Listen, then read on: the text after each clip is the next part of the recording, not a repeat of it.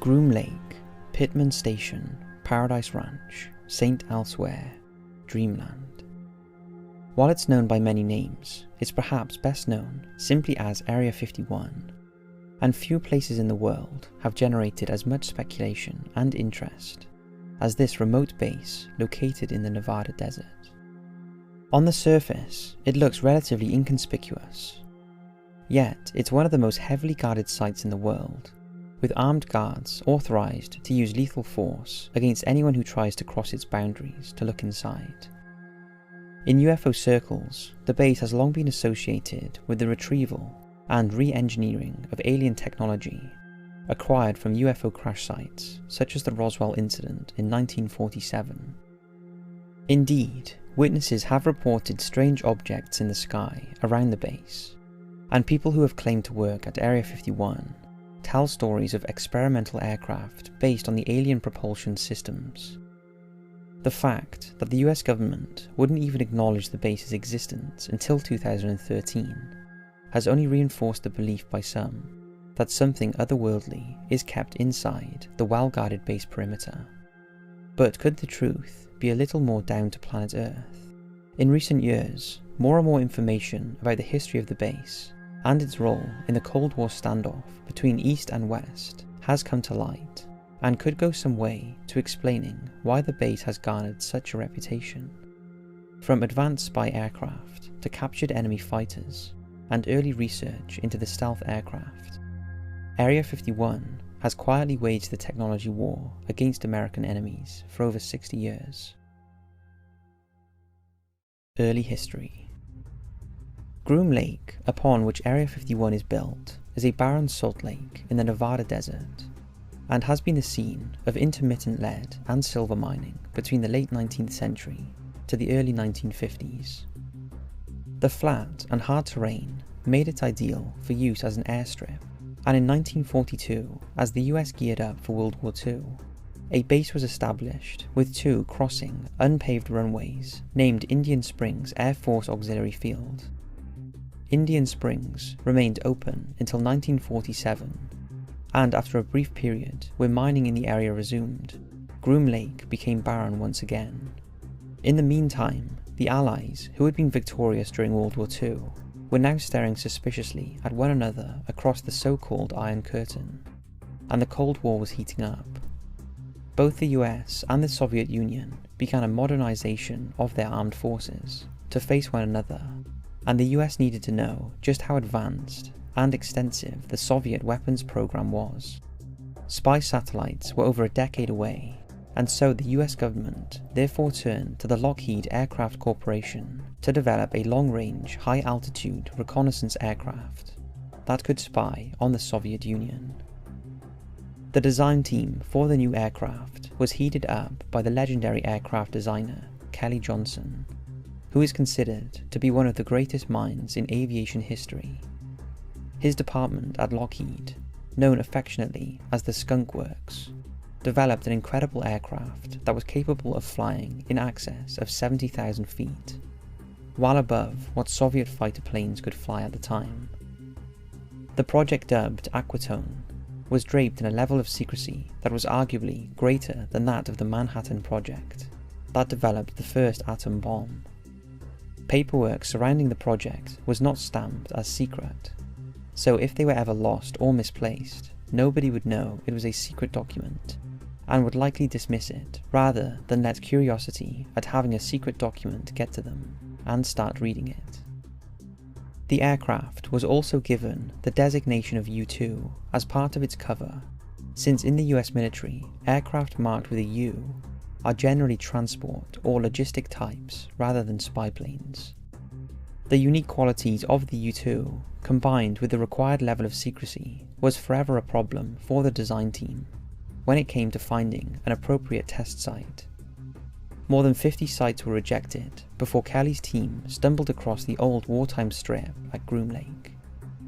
The wartime strip was by then in a poor state, and so a new runway would have to be built specifically for the U-2.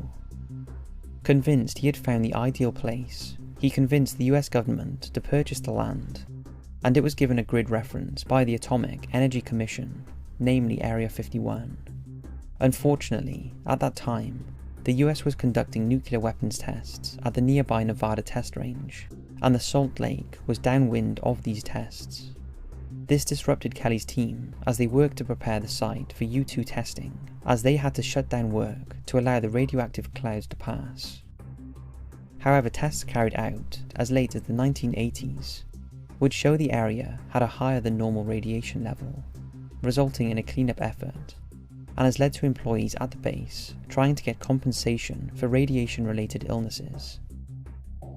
In July 1955, the first U-2 was airlifted to the site and prepared for testing, but the U-2's first flight was not exactly intentional.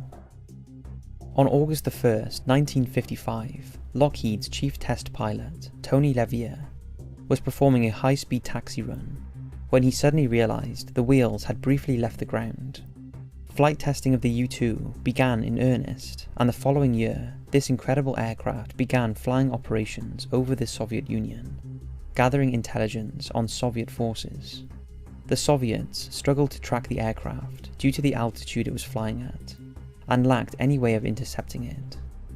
The US also used the U-2 to spy on British, French, and Israeli forces, engaged in the ill-conceived Suez War against Egypt in October 1956. British pilots would later arrive at Area 51 for training to fly the U-2 themselves, on behalf of the American and British intelligence services. Despite the success of the U-2 in its early operations, it was clear to all that it was only a matter of time before the Soviets developed technology to counter it. As such, research began at Area 51 under Project Rainbow to develop radar absorbent material, or RAM, which could be affixed to the aircraft's fuselage. As the name suggests, this material was designed to prevent radar beams from bouncing back to the ground station and revealing the aircraft's position by absorbing them into the aircraft's body. However, the U-2 could not be made entirely invisible to radar, and this was proven on May 1st, 1960, when a U-2 flown by Francis Gary Powers was shot down over the Soviet Union. A second U-2 was shot down over Cuba during the Cuban Missile Crisis in 1962. In order to keep gathering intelligence on the Soviets and their client states such as North Vietnam and China, a new aircraft was developed that could fly higher and faster than anything the Soviets had, and Area 51 was again at the forefront of the test program. Developed again by Kelly Johnson under Project Oxcart, the new aircraft was designated as the A-12, repeating the misinformation trick they had done with the U-2, since A refers to attack aircraft. The A-12 was assembled and flown for its first time from Area 51 on April 25, 1962. Curiously, like its predecessor, the A-12's first flight was accidental, taking place during what should have just been a ground run. Looking more like one of the wonder machines that Area 51 is famous for, the A-12 was capable of over 3 times the speed of sound, and could fly even higher than the U-2. The enormous stresses this flight regime imposed on the aircraft were such that the only material the aircraft could be realistically constructed with was titanium.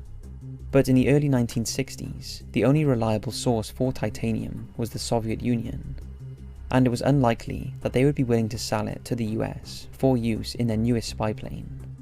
Therefore, the CIA created a string of fake foreign companies to purchase the titanium from Soviet manufacturers, and then secretly transported it back to the US for use in building the A-12. As well as having astonishing performance, the A-12 was also the first aircraft designed to evade radar. A model of the A-12 was assembled at Area 51, mounted on a stand in front of a radar dish to monitor how effective it was at deflecting radar beams from different angles. While not a true stealth aircraft, the A-12 was an exceptionally difficult aircraft to detect. During its lifetime, the A-12 flew missions over North Korea and then over Vietnam during the Vietnam War.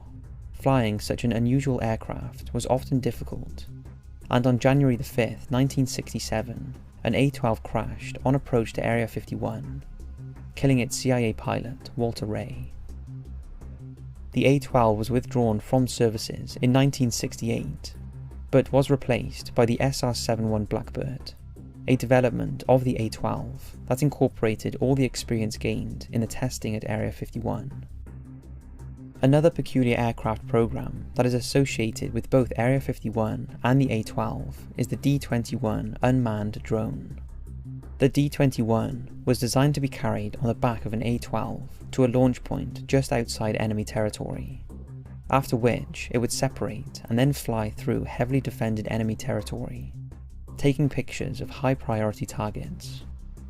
The photographic film would then be ejected over the ocean for retrieval, while the D-21 itself would self-destruct. The D-21 was not a success, and its intended role was carried out by the first generation of spy satellites, but it did help pave the way for modern drones.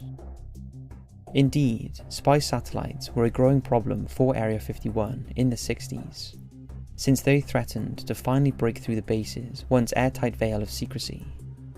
The U-2 and SR-71 were therefore tasked with photographing the base from high altitude to assess just what Soviet satellites could see and work out how best they could conceal operations whenever one went above the base.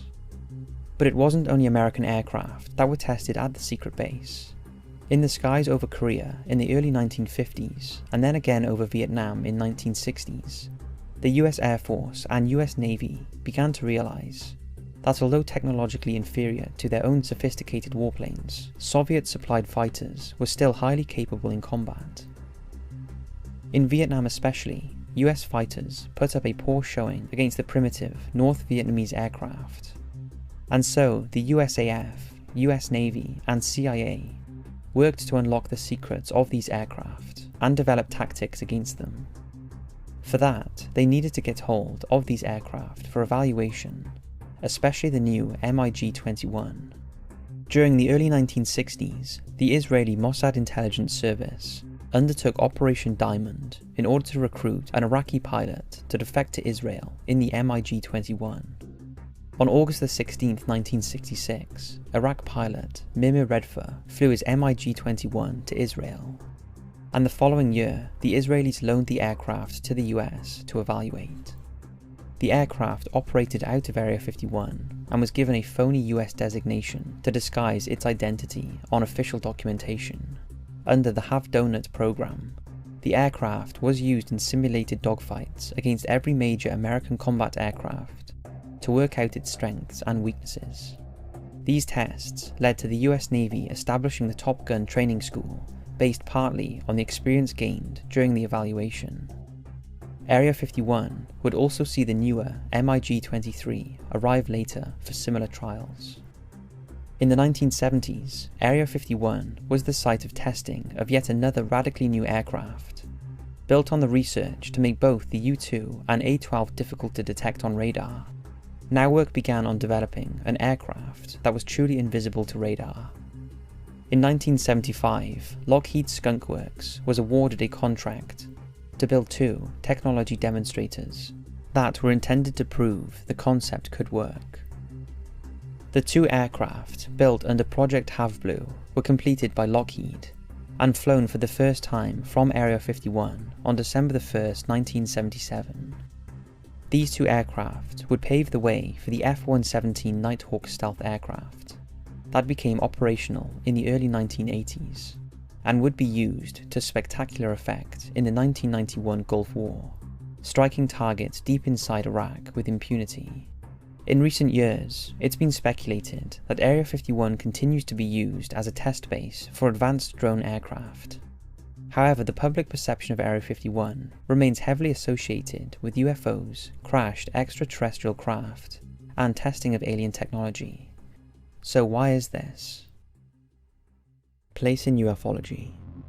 With so many advanced aircraft having been tested at the site under an intense cloak of secrecy, it's little wonder that Area 51 has become associated with UFOs. Most UFO experts agree 90% of sightings in and around the base since the 1970s can now be explained away as the testing of aircraft, such as the unusual looking Have-Blue. but around 10% remain unexplained, and the US government continues to keep silent regarding them. This has only served to fuel the many conspiracy theories over just what goes on there, even though there is often little evidence to support them. Some of the theories put forward the belief that the base has been involved in anti-gravity and even time travel experiments. Rumours of the development of stealth technology has also spurred on the idea that the base continued the work started by the Philadelphia experiment, in which a US Navy warship was supposedly made invisible for several seconds. Some even believe that with such a high level of secrecy, it was the perfect site with which to fake the moon landings. Perhaps the most popular belief regarding the base is that the crashed UFO from the famous 1947 Roswell incident has been stored there, presumably after having been stored at another base in the immediate years after the crash, along with the craft's dead occupants. Since then, it's been claimed that several other crashed UFOs have also been housed there, such as an X-shaped craft retrieved by US soldiers from Fort Polk, Louisiana in 1953, or a disc that was recovered from Alabama in 1955, in which an Army helicopter pilot claimed he flew alien bodies to Maxwell Air Force Base. Even Hollywood has cashed in on the reputation of Area 51, with perhaps the most notable instance being in the 1996 summer blockbuster Independence Day. In the movie, Area 51 does indeed have the Roswell spacecraft, and was a key plot point in the movie's climax.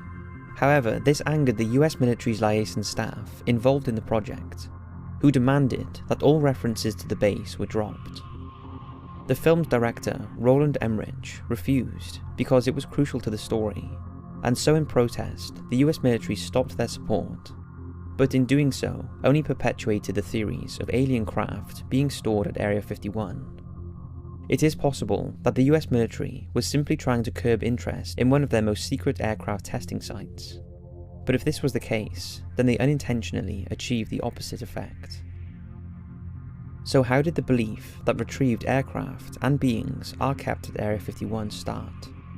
While rumours to that effect have been whispered in UFO circles for many years, it's widely attributed to a man called Bob Lazar, who brought it to the wider public's attention after giving a startling interview in 1989 to a Las Vegas TV station. He stated that he was a former employee at the base and made some incredible claims as to just what activity had gone on there, and that there was an immense underground facility called S4, located just south of the above-ground facility. He said that he worked at S4 and was directly involved in the reverse engineering of several flying saucers that had been retrieved by the US government since the 1940s. He claimed that the engineers there were testing aircraft based on the alien technology, and that were propelled by manipulating gravity waves. This would seem to explain some of the sightings reported around the base of objects moving at very high speed, only to immediately change direction or come to a stop without slowing down, as a conventional aircraft would. In the 1989 interview, he added that the fuel for these craft was an as-then undiscovered element known simply as Element 115. This element was finally synthesized in Russia in 2003 and was named Moscovian, and is still the subject of research. He even provided detailed descriptions of what one of the alien craft was like inside, emphasizing that the chairs on which the aliens sat were quite small and unsuitable for adult humans. Perhaps his most startling claim, however, is seeing reports that aliens had been directly involved in human affairs for over 10,000 years. In the initial interview, Lazar had his identity concealed, but then later came forward and spoke openly about his experiences working at Area 51. When asked why he waived his anonymity, he responded by saying that it was in an effort to protect himself from the US government, who would no longer be able to silence him without encouraging unwanted interest in the goings-on at Area 51. Lazar's claims generated a lot of media attention, but investigations into his past, especially his qualifications, failed to stand up to scrutiny. He claimed that he had studied at MIT and Caltech, but reporters who checked up on this failed to find any evidence, and no one could remember him being at either institution. Lazar responded by saying that the US government had proven adept at erasing people's histories, and probably threatened the families of students and staff who might admit to remembering him. His credibility took another blow in 1990 when he was arrested in connection with aiding a prostitution ring, and he continues to have occasional run-ins with the law, such as in 2006 when he was charged with illegally transporting restricted chemicals across state lines. To prove he was telling the truth, Lazar took a lie detector test not long after going public with his identity. The examiner who conducted the test stated afterwards that in his opinion, Lazar was not being deceptive, meaning he at least believed what he was saying was true. Nevertheless, many academics have dismissed his claims, including leading UFO researcher Stanton Friedman. Despite this, he still has a committed following who believe him. Whether his claims are true or not, Lazar has to be given credit to bringing the story of Area 51 being home to crashed UFOs to the public's attention. But he is by no means the only person to have made such claims. Just a few years later, in 1996, Sky TV produced a documentary about Area 51, entitled Dreamland, as part of that summer's UFO craze, thanks to Independence Day's release. The producers interviewed a 71-year-old man who claimed to be a former mechanical engineer at Area 51, who had not only worked on alien technology, but actually interacted with an alien being, known only as J-Rod. The engineer claimed that his job was to build a simulator for US pilots to train to fly a disc-shaped craft under J-Rod's supervision. Less than a year later, on May 23, 1997, radio DJ Art Bell was hosting his daily show when a man phoned in claiming to have worked at the S4 facility at Area 51. He only referred to himself as Victor and claimed he was the one who leaked a video commonly known as the Alien Interview, which allegedly took place at Area 51. The video has been debunked by most experts, and it is possible the man was trying to simply generate interest in it. But then on September the 11th of the same year, another man phoned in to Art Bell, claiming to be another Area 51 employee, and that not only were alien ships and beings being kept there, but that there was a frightening global alien conspiracy at work. The man was clearly disheveled and terrified, growing more upset as the call went on, which made people believe that the man felt that there was a genuine threat to whomever was calling. But if that wasn't creepy enough, the radio broadcast suddenly went silent because of a mysterious malfunction to which Art Bell couldn't explain. This led people believing that the government was trying to silence the caller. On April 28, 1998, Art Bell spoke to another caller, claiming to be the frightened Area 51 employee. Only this time he was calm and collected, claiming the first call was a hoax, and part of a number of wacky characters he created to call into the show with. The man would only give his name as Brian, but while he admitted that this call was a hoax, he couldn't explain the interruption of the signal during the broadcast, and said that he went to bed that night, freaked out that maybe he had gone too far and upset the wrong people. On September 9, 2014, almost 17 years to the day of the first call, comic book writer Brian Glass publicly admitted that he was behind both calls. However, some listeners to the broadcast have claimed that the second caller could not have been the same person as the first, because of the difference in the mannerism and tone, but Glass maintains he was responsible for both. The next significant figure to emerge in the story of Area 51 is Dr. Dan Burish. Burish was a noted psychology and biology academic, being the youngest person to ever be admitted to the Los Angeles Microscopical Society, and had links with Dr. Edward Teller, who was known to be linked to Bob Lazar. In 1990, Burish was employed by the US government as a biowarfare specialist during Operation Desert Storm, where it was feared the Iraqi forces would use biological weapons against US and coalition troops. Burish claims that in 1994 he was offered a position at Area 51 to work on a project known as Aquarius. Having gained his security clearance, Burish said he flew to Area 51 from Las Vegas McCarran International Airport, aboard one of the so-called Janet Airlines Boeing 737s that provide transport services to employees of the base. He said that on the flight, the Neil Diamond song Coming to America was repeatedly played as part of an indoctrination to what they could expect there, as the song is about immigrants looking for a better life in the US. Only in this instance, the immigrants were aliens. After landing at Area 51, he was then transported to the huge underground S4 facility, where Lazar had claimed he worked. Curiously, Barish said that one of the options available to getting to S4 was a military Mi-24 Hind D helicopter gunship. Before entering S4, Barish said that he had to undergo a vigorous security check to make sure that he was not carrying any hidden recording equipment. This included him stripping naked and having his body checked.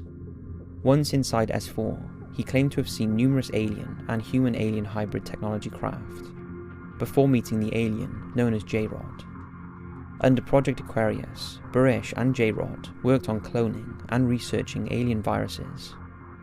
Although perhaps the word alien is inappropriate. According to Barish, J-Rod's people were actually from Earth, but 50,000 years in our future, where a major catastrophe saw them escape across space and time. The work was carried out under the authority of the mysterious Majestic 12 organization. But Barish said J-Rod became extremely ill, and he had to care for him before helping to send him back into space through an ancient device similar to a Stargate. Understandably, these extraordinary claims have been the source of much debate. Like Lazar, Barish's credentials have been called into question, with his supporters claiming that he too has had his history tampered with to discredit him. Others claim that his story is little more than an amalgamation of previous stories, including ones that have been debunked. Some of his employment history seems to contradict his education claims, and he is known to have a history of financial difficulty, so would benefit from going public with such a story. Barish himself has even suffered physical attacks over his claims, but his supporters simply claim that the infamous Majestic 12 organization is succeeding in clouding the truth. But while both Lazar and Barish have been called into question regarding their authenticity, in recent years, another person came forward to claim that he knew of the existence of alien beings and technology at Area 51, and he was far more difficult to discredit. His name was Paul Hellyer, and he was the Canadian Defence Minister between 1963 and 1967. He claims that during his time in office, he was shown proof that various aliens do exist, and that many of them are visiting Earth on a regular basis. Regarding Area 51, he has said that one of Canada's former Chief of Emergency Measures, although he has not yet named which one, was invited to tour the Area 51 facility and saw the retrieved UFOs. The Canadian official was also given a briefing on what to do should a UFO crash on Canadian soil. So how likely is it Hellyer is telling the truth? He seems resolute in his belief of extraterrestrials visiting Earth, risking his reputation in order to inform people of his belief that many of these extraterrestrials are concerned about the way we are damaging our planet and ourselves, such as with war and pollution. Also during the time he was in government, the US and Canada had extremely close defence links due to the Cold War, so it is possible that Canadian officials would have been invited to tour Area 51 or the S4 facility, if such a place exists, but until more witnesses come forward or documents are released corroborating the story, we only have his word. In 2013, a video was released on YouTube of an elderly gentleman who apparently did not have long to live, and who claimed to be ex-CIA. In the video, he confessed to having seen alien bodies and craft at Area 51. Again, there is little to corroborate the authenticity of the confession. Indeed, finding evidence of genuine UFO activity at Area 51 is especially difficult because of the level of security around the base.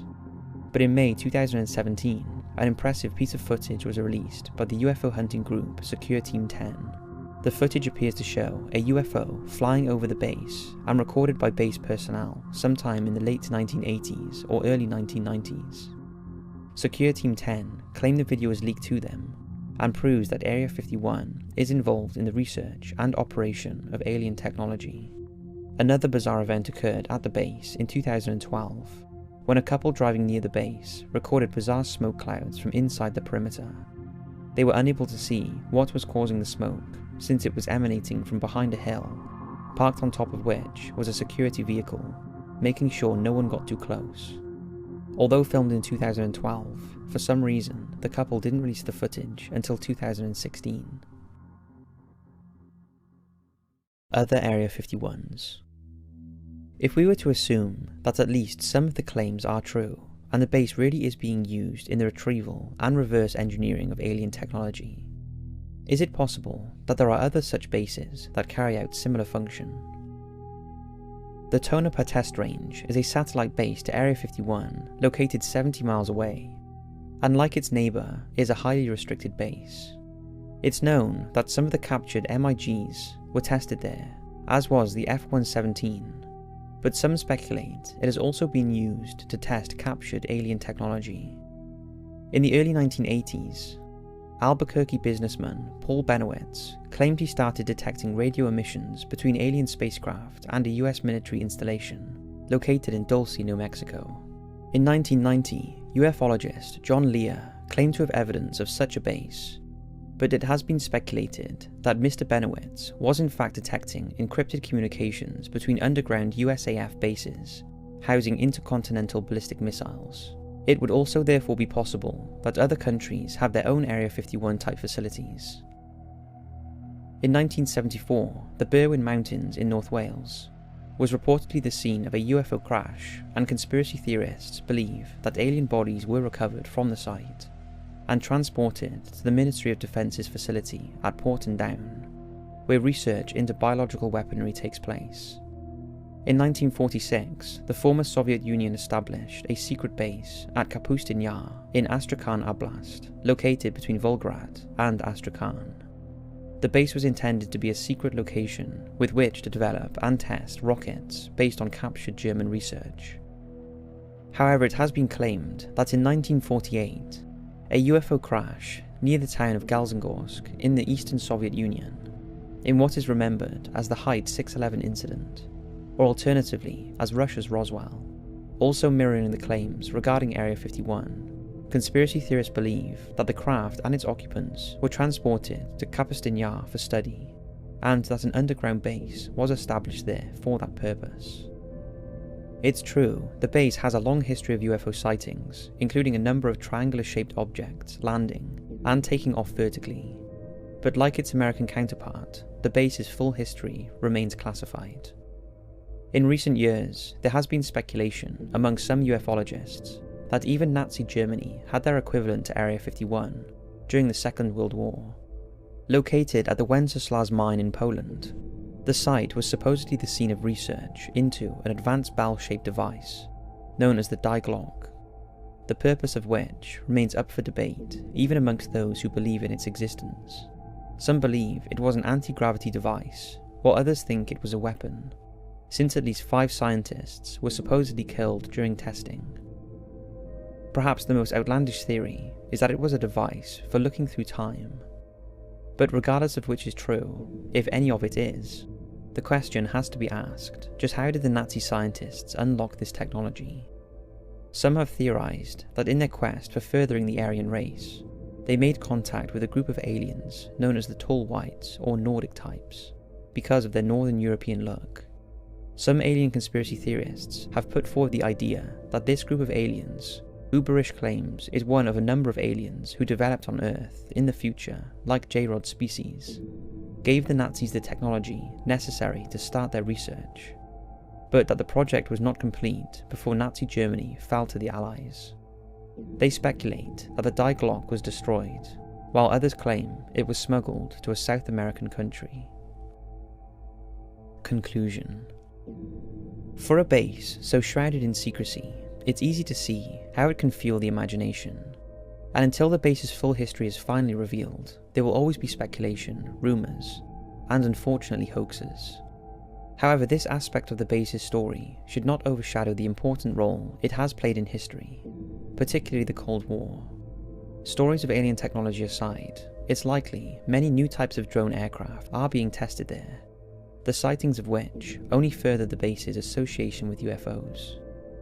Commercial satellite imagery from sources such as Google Earth, taken over several years, reveal the base has actually expanded since the end of the Cold War, implying that it remains a key part of America's defense and intelligence operations. Whatever the truth of Area 51 is, this fascinating site still remains well guarded, and despite the US government finally acknowledging its existence, it's unlikely to give up all of its secrets anytime soon, meaning it truly does earn the name Dreamland.